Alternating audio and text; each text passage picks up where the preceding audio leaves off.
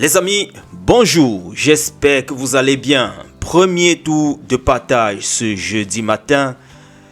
Coupe d'Afrique des Nations Total Énergie 2025. Écho de la tanière. Ça, c'est un petit feedback venant de Lions Indomptables officiel concernant la journée d'hier des Lions Indomptables. Je vais vous relater cela tel qu'ils ont posté sur leur page Facebook. Le beau temps était de retour ce mercredi, au lendemain de fortes précipitations qui ont accompagné la session de travail des Lions Indomptables au centre d'entraînement de Wildcat Athletic Club de Casablanca.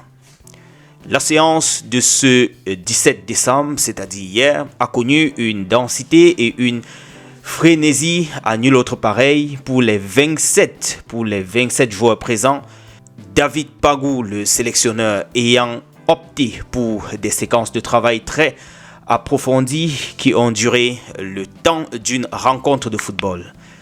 Plus tôt dans la journée, l'entraîneur-sélectionneur a réuni ses hommes pour une analyse vidéo et un premier décryptage du jeu des adversaires du Cameroun au premier tour de la compétition. Ce jeudi 18 décembre, aujourd'hui donc, les Lions Indomptables vont s'entraîner à partir de 17h. Mais bien avant cette séance, ils auront droit à un shooting photo pour le compte de leur équipementier Forting. Ça, c'est le petit feedback que nous a relaté Lions Indomptables officiel sur sa page Facebook concernant la séance d'entraînement d'hier des Lions Indomptables. Vous voyez là, en background, quelques petits clichés en train de circuler, nous montrant ce qu'a été en fait, n'est-ce pas, en image, cette séance d'entraînement. Nous allons switcher sur un autre topic, mais toujours relatif à la tanière. RSI nous fait savoir que les Lions ne veulent pas des journalistes de CFoot autour de la tanière. Voilà ce que RSI nous a posté sur sa page Facebook. Je vais vous lire rapidement ce qu'ils ont dit. À Casablanca, où les Lions Indomptables ont établi leur camp de base, l'atmosphère studieuse voulue par le staff technique et ces dernières heures traversées par une préoccupation bien précise, selon des informations recueillies par RSI, des joueurs de l'équipe nationale ont aperçu aux abords immédiats de leur hôtel des journalistes identifiés comme appartenant à CFoot, un média régulièrement cité pour des contenus à forte charge polémique, écrivent-ils. D'après des sources introduites dans l'environnement direct de la tanière, cette présence répétée n'a pas laissé indifférents certains joueurs. Des joueurs qui ont confié de manière formelle leur malaise au team press officer et au team security des Lions Indomptables, estimant que la proximité de ces journalistes avec le lieu de regroupement n'est ni opportun ni conforme à l'exigence de la sérénité qui doit entourer une sélection nationale en préparation.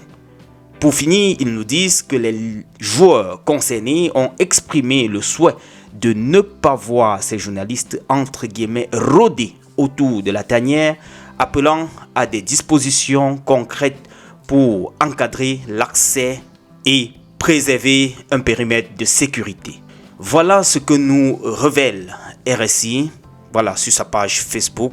Vous vous souvenez que hier, je vous ai montré quelques images de ce journaliste de CFoot qui était en train d'être refoulé à l'entrée de l'hôtel des Lions. Cependant, je suis tombé sur ce post également de CFoot qui nous fait savoir que je le cite, notre envoyé spécial au Maroc, l'ange gardien des Lions Indomptables, l'ange gardien, Alain Denis Ikoul, vous dit bonjour depuis le 3e étage du Palace Anfa Hôtel qui abrite les Lions à Casablanca.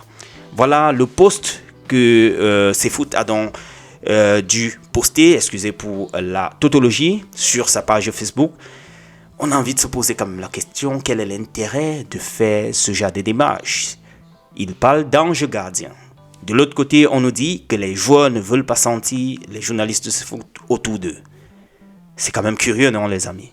Surtout quand on sait comment ça a été il y a de cela quelques mois avec la période de Marc Brice, comment c'était trop violent, certains posts de CFoot en direction de certaines personnes. Bref, je n'ose pas savoir ce qui se cache bien derrière cela. Mais bon, je crois que vous comprenez ce que je comprends. Ce n'est pas quand même anodin ce post-ci. Qu'à cela ne tient, switchons sur un autre topic. Nous avons ici un petit bilan du nouveau gardien de Manchester United qui a concédé aussi 15 buts, n'est-ce pas, en 10 matchs, tout comme André Onana. Lorsqu'il était à Manchester, il avait eu aussi 11 buts en 10 matchs. On est en train de se demander qui est donc mieux que qui. J'ai vu ça sur la page de Manchester. Je me demande, est-ce que Manchester serait déjà en train de regretter André Onana? I don't know. Mais de l'autre côté, à Trabzonspor, c'est également le sélectionneur qui donnait déjà un peu des points de vue, on peut dire tendus vis-à-vis d'André Onana pour ses performances. Donc, on peut se questionner en tout cas. Retrouvons ces images dans les rues de Casablanca où on célèbre les joueurs africains, n'est-ce pas, lors de cette CAN. On voit l'image de André Onana parmi les joueurs qui ont été affichés sur cette affiche que je partage avec vous. Mais c'est quand même curieux, non les gars, qu'on puisse te célébrer quand tu n'es pas là. It's a little bit strange. Prenons cette autre actualité concernant Kiki. Ce n'est pas un lion, mais il est un lion dans le sang. Kylian Mbappé n'est plus qu'à un seul but d'un record historique. Le record tant pour moi de 59 buts. Voilà, de Cristiano Ronaldo en 2013 dans une année civile. Lui, il est à 58.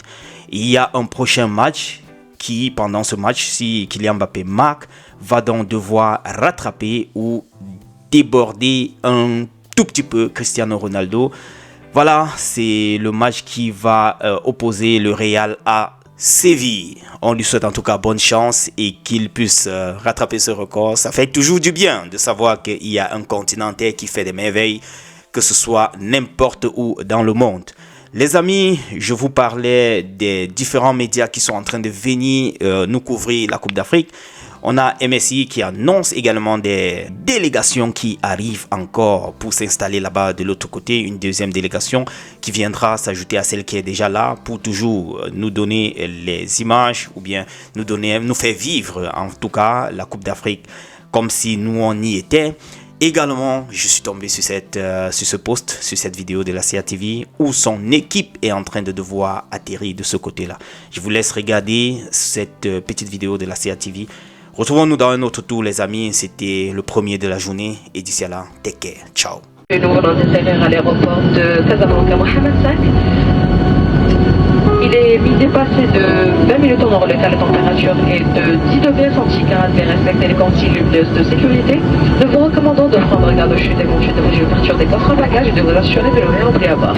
Enfin, à Agadir, c'est dans le sud du Maroc. Il fait un froid de canard. Nous avons fait escale à Casablanca où nous avons atterri. Et puis nous avons emprunté le bus pour 450 km de route, à peu près 5h30. Et nous sommes enfin à Agadir, heureux de retrouver notre quartier général parce que c'est ici que l'équipe de la CRTV va se déployer. Les Lions indomptables sont basés ici. Ils vont livrer leur premier match le 24 décembre. Sur cette chaîne, nous partageons les informations liées à la politique, les actualités liées à la géostratégie africaine et particulièrement du Cameroun. Je voulais partager ici avec vous. N'hésitez pas à vous abonner et d'activer la cloche de notification pour les prochaines la suite de la compétition. C'est une grande équipe qui m'accompagne. Je suis honoré de pouvoir conduire une équipe aussi dynamique, constituée de la télé, de la radio et du web. En fait, toutes les antennes de la CRTV, CRTV News, CRTV Web, CRTV qui vont travailler tous les jours pendant toute cette Coupe d'Afrique des Nations Total Energy Maroc 2025 à vous offrir le meilleur du spectacle footballistique qui va se dérouler ici. Restez scotchés, scotchés, scotchés.